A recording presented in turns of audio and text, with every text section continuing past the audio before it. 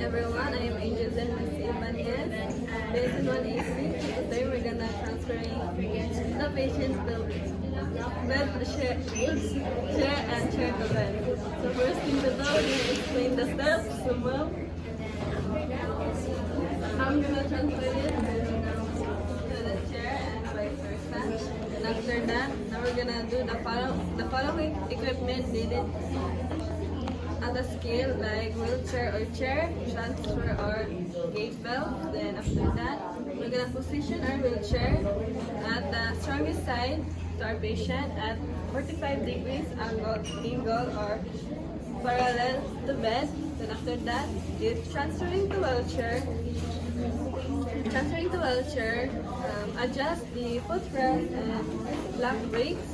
Then now we're gonna lock the bed brakes and lower the bed to lowest position and raise the head as far as possible that can patient tolerate. So we're gonna move the patient from bed to chair.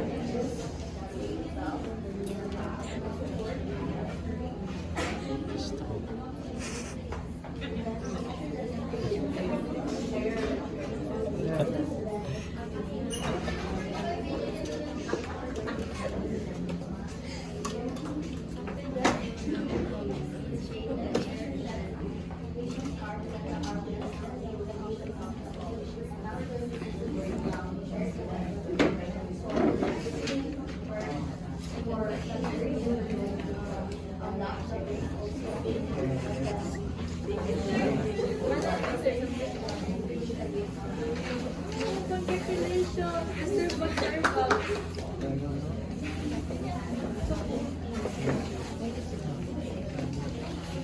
After that, now we're gonna move our patient to chair to bed.